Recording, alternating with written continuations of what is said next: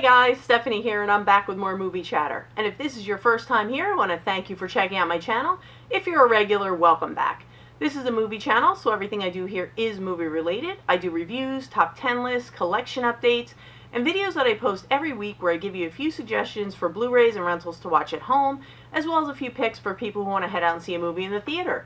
So if this sounds like the type of content you're interested in, this is the point where I tell you to hit that subscribe button and the bell notification so you'll know when I upload my videos. And before I get going with my video for today, which is a Criterion collection review, so the Criterion crew will be happy about that, I just want to extend a thank you to everyone who continues to support and subscribe to the channel, because this week we recently passed the 1,000 subscriber mark, so that's pretty amazing to me. I'm pretty blown away by the amount of support that the channel has gotten, and I'm so very grateful for everyone who continues to show up and watch and comment and like and share and all the wonderful things you guys do. So thank you from me. And I know a couple people have asked me if I had anything planned for the 1,000 mark, and honestly, I'm kind of crept up on me, so I didn't really have anything planned. But if you guys want me to do anything in particular, leave me a comment down below, and we'll see what the consensus is. And who knows, maybe you guys don't want me to do anything, and we'll just wait until we hit, like, I don't know, 30 or 40 million. But I don't think we're going to hit 30 or 40 million. But you know what? It's good to have goals. I think goals in life are very, very important. Anyway, I just wanted to thank you, because you guys really are, guys and gals, are the best. And I'm really happy about the nice community that we're forming here of movie fans. So let's just see where it goes. And like I said, what I have for you today is a Criterion review segment. And I have, yes, no surprise, I have 4 films. I don't know why, 4 seems to be my pick. And I'm just going to get going with my first one, which is Spine number 860.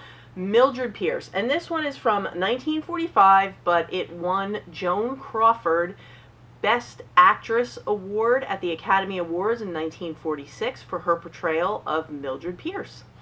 And I have heard this called a film noir and a character study. I've heard it called both.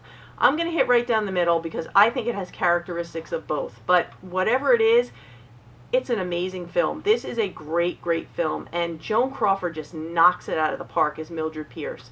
And we start out, it's kind of a stormy, dark night, and we see a beach house. And in the beach house, there is a man who has been shot, and we know that people know he's there. Obviously, someone has shot this man and killed him. And we see early on, this front cover is a very early scene in the movie where Mildred is walking on a pier, and she gets to the railing of the pier, and she is contemplating, she starts to climb up on the railing like she's going to throw herself off the pier.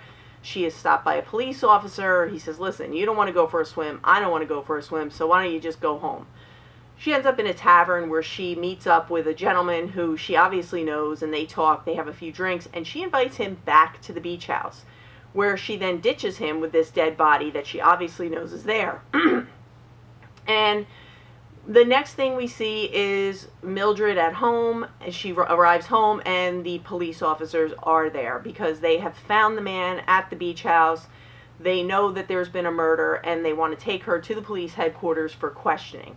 And the reason I'm blabbing on about this intro is because this is really how we get the story. While she's at the police station, she goes in to talk to the detective, and we get a backflash which shows us Mildred's adult life. So she explains to us the backstory of how we got to this murder. And let me tell you, what an amazing story. Mildred is a housewife. She's married to, I think they said she had 3 husbands, but it starts out with her first husband, obviously, who was involved in real estate, and it turns out that he worked for the man who she met in the tavern, so that's how she knows him. And he, you know, he's not materialistic. He's a guy who just wants to pay his bills and live simply. Mildred is used to, she said she spent her whole life in a kitchen. She would bake pies for money, and her whole goal in life was to spoil her children and basically pull them out of this life that she feels they were born into, and raise them to this upper crust type of thinking. She wants them to have piano lessons, and she wants them to have the best dresses, and she wants them to basically think what they are. And she does everything. Every cent she makes goes into these kids, and in particular her daughter Veda, who is nothing short of an evil, spoiled brat. She is horrible. The woman who, Anne Blythe is her name, and she is so good at being so wicked and so evil. The chemistry between Joan Crawford and Anne Blythe is undeniable. It is so good. And through the movie, we see that everything Mildred does is for the betterment of Veda.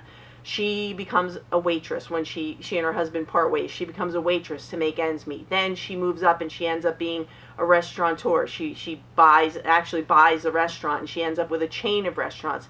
And she is very well off, and everything she affords her daughter Veda everything in life she could want. And Veda is just so ungrateful and so spiteful and so hateful. And she actually, at one point, they have an argument on a staircase, and she tells her mother that no matter how much money she makes, she's always going to be a common frump.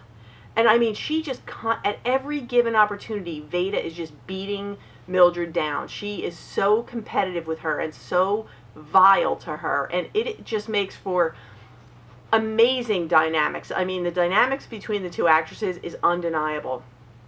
But anyway, so we hear the story, and we see how Mildred's whole life has been catering to Veda. And when she's finally had enough, she's had enough. And now this is kind of the point we're at in the movie. And really, we're trying to figure out who killed her husband. The man in the beach house is her current husband, and why. And I'm not going to go into any spoilers, but what I can tell you is this film is fantastic. From the opening shot to the end, it is fantastic. It is in black and white. It's about 111 minutes, so it's a pretty quick watch. It's really enjoyable. It's in a 1.37 aspect ratio, so you do get the black bars on either side. It has a brand new 4K digital restoration. It looks amazing. It sounds great. Everything is so spot on. The picture it's perfect. I told you, a lot of these restorations that are in black and white, they look great. So, you get excerpts from a 1970s episode, which I have seen this one. It's the David Frost Show, and it is an interview with Joan Crawford. That alone is worth getting this for. And you've seen the front cover. And now, on the inside, you don't really get a book, but you get, there's Mildred's profile. And there she is, Veda, the evil one. But you get, you get a nice little leaflet with just fun facts about the movie. It tells you a little bit about, I guess there was some, between director Michael Curtis, apparently clashed with Joan Crawford, which should come as no surprise, because Joan was notoriously one tough cookie. Anyway, this is a really great addition, and if you like crime stories and you like that dark film noir character study type of thing, you're really, really going to enjoy Joan Crawford in Mildred Pierce. I can't recommend it enough. It is one of my favorites by her. Right behind Whatever Happened to Baby Jane that she did with Bette Davis. You all know I love that. Anyway, definitely check this one out. Again, it's spine number 860, Mildred Pierce. Can't recommend it enough. So, I am going to grab my next film, and I will be right back. Okay, guys, I'm back, and I have my second film. It is spine number 647, On the Waterfront. And this is from 1954, and it stars Marlon Brando. Marlon Brando plays Terry, who is a former prize fighter, now turned gangster heavy man. He was a prize fighter who was convinced by this guy Johnny Friendly, who runs the docks, and his brother, who worked for Johnny, to throw a fight that he could have won. And so he took a header in a fight, and so went his boxing career, and he now works for these mobsters who run everything that goes on down on the docks. And he's responsible for roughing people up, collecting money, kind of an intimidator. And early on in the movie, we see him talking to a guy in an apartment building up in a window. And he convinces the guy to go up to the rooftop. Terry goes across the street where he's standing with a bunch of other gangsters. And the guy is thrown off the roof, and he lands on the sidewalk where he's dead. Terry is immediately horrified at what he's just seen, and he turns to the guys and he says, listen, I thought they were just going to talk to him. I didn't think they were going to kill him.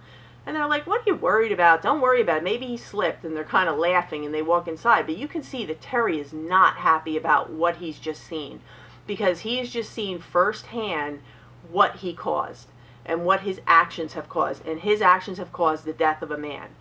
And arriving on the scene is the priest, played by Carl Malden, and the gentleman's sister. And they're yelling out, who did this? Who knows what happened? Did anyone see anything? And of course, nobody wants to admit that they've seen anything, because they know they could easily be the next one being thrown off the roof.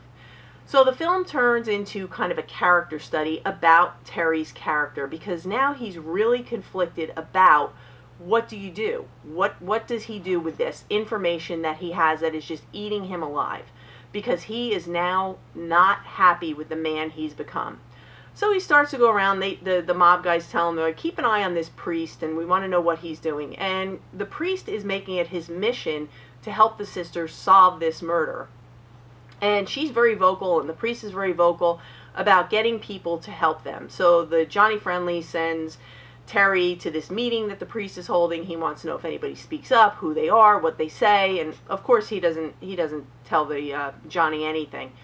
But he gets to meet the sister, and he starts to fall for her, and they spend more time together. And the more time he spends with her, the more he realizes that he really does want to be the good guy that he knows he can be.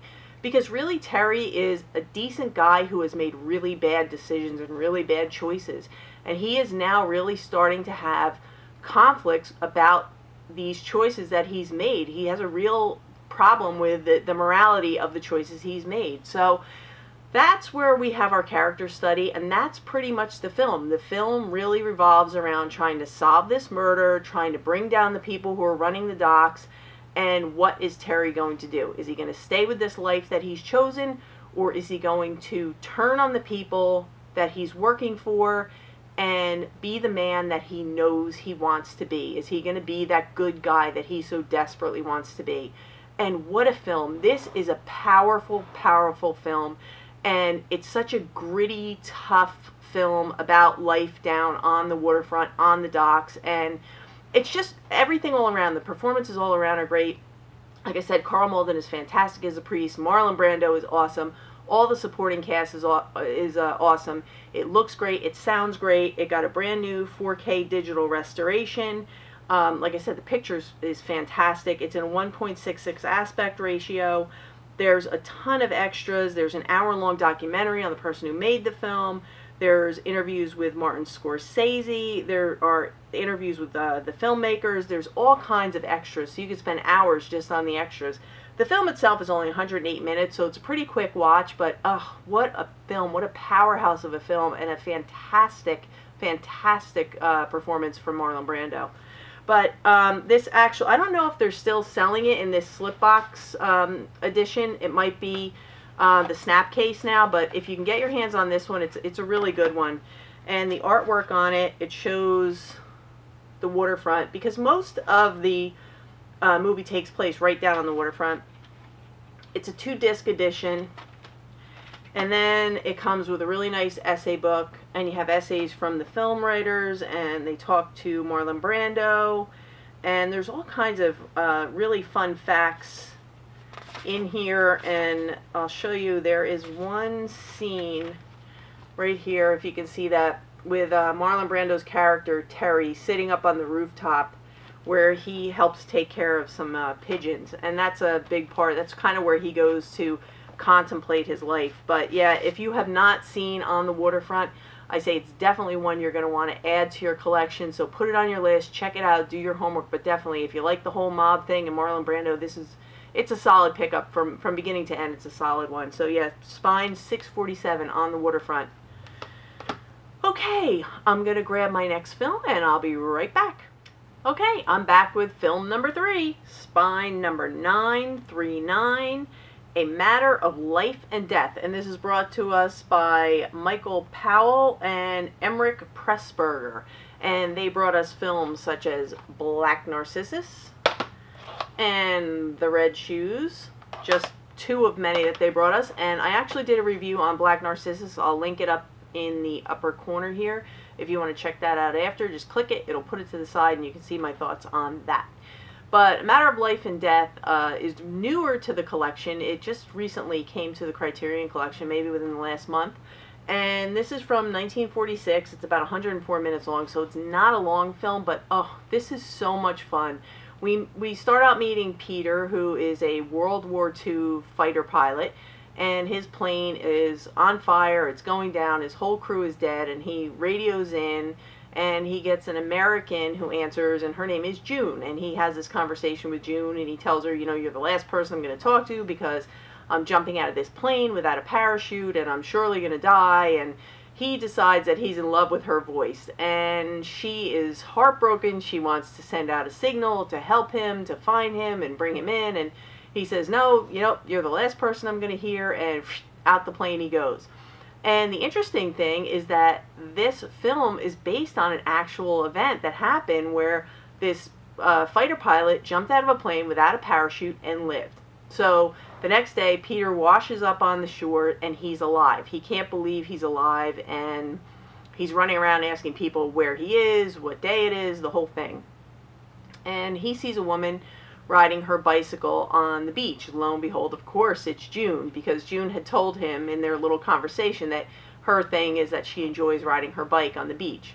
And from here, he immediately falls for her, and they immediately fall for each other, and they are madly in love with one another.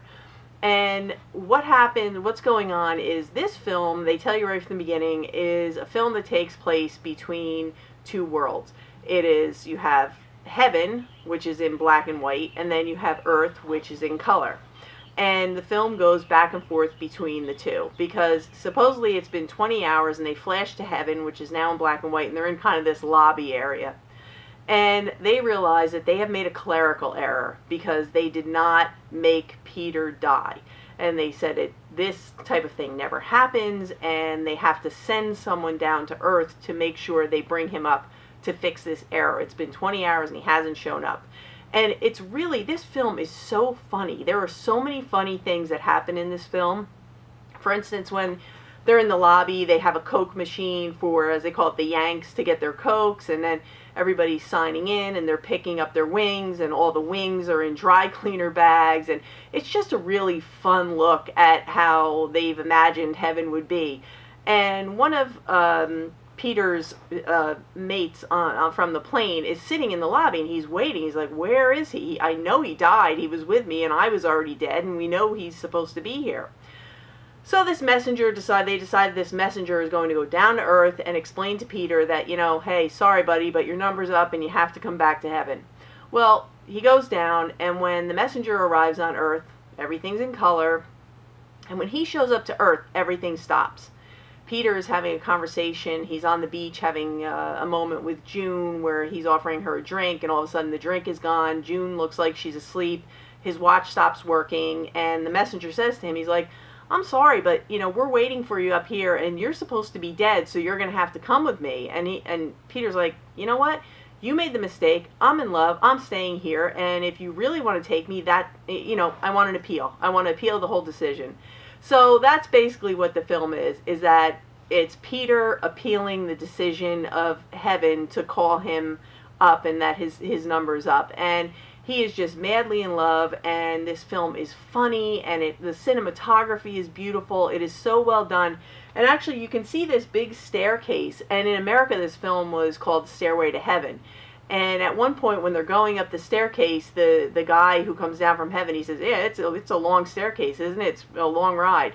And they're making jokes about it, and it's just really, really funny. And it was a film that, the time that it was released after World War II, it was a time when people really needed the levity that this film offered. They needed to laugh. They needed to not think about all the people who had just died. And this is just one of their films that they did that really, you know, drove that point home. And they just really had a good time with it.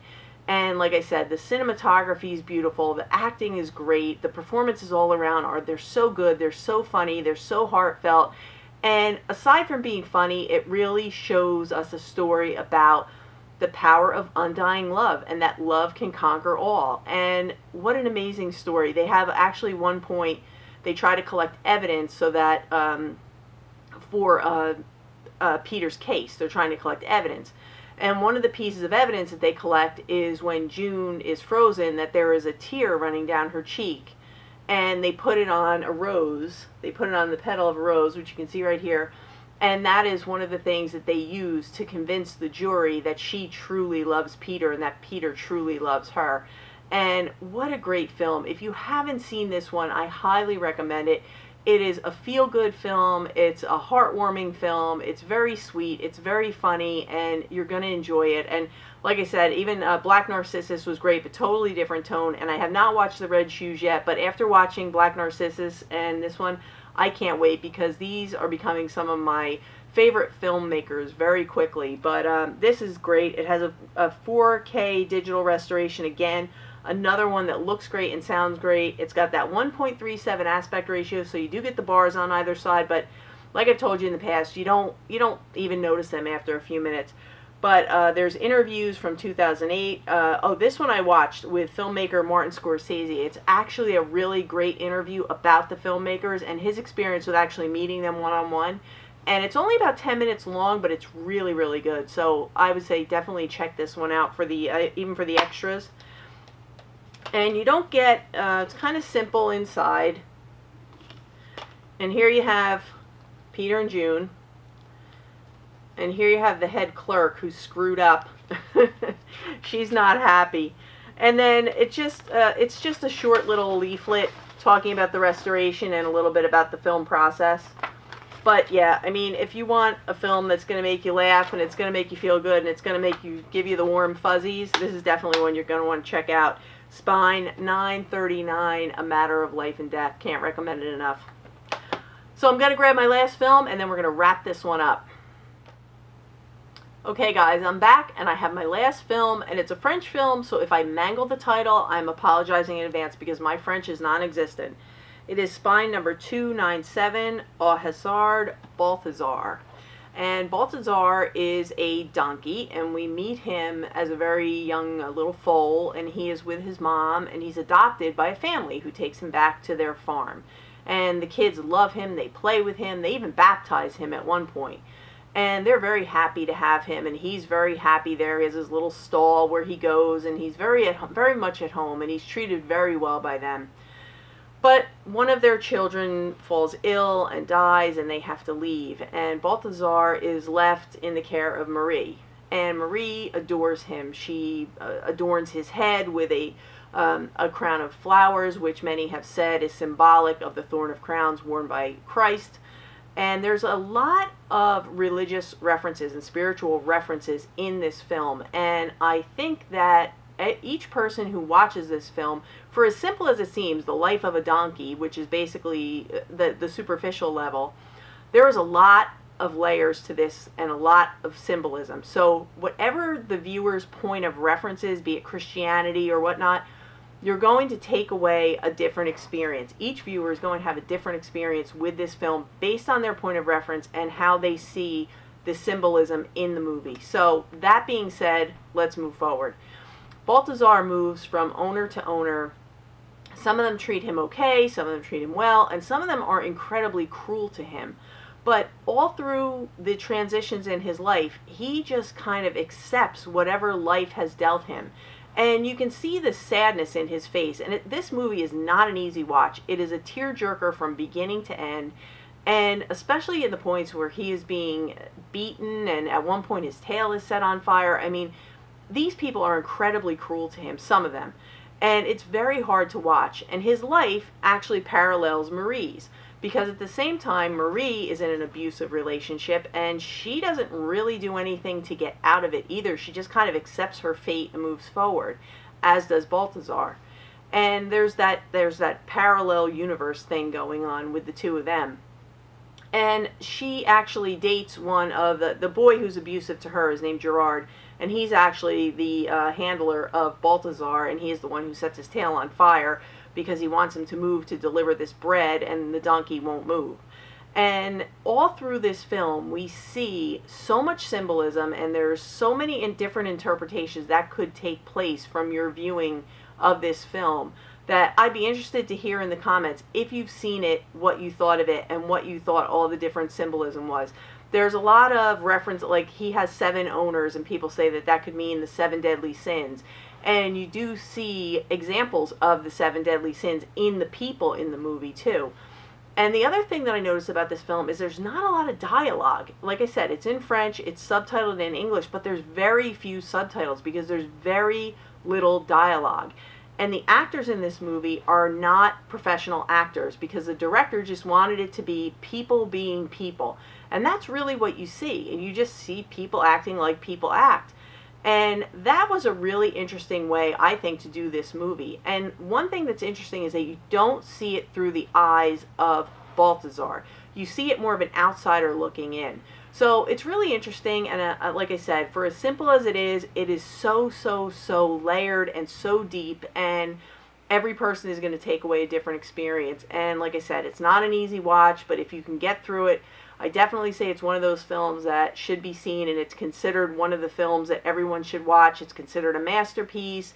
It's considered one of the films that you have to see before you die. So if you can handle the subject matter, definitely give it a look.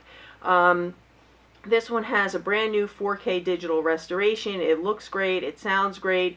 There's some interviews on here for the extras. There's not a lot of extras, but there's enough. There's a few. And the booklet here, I'll show you the booklet. It's small. It's one of the leaflets. It's not a big essay book, but it talks about the symbolism, the different symbolism that takes place through the movie, and it gives you some ideas of where they think the director was heading with it. And then the inside looks like this.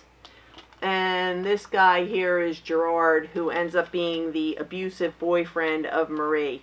And I can tell you that the last scene of this movie was probably one of the most heartbreaking scenes I have ever seen. And I've seen a lot of movies, but if you can handle it, yeah, definitely check out Baltazar, because it's just one of those films, Spine number 297.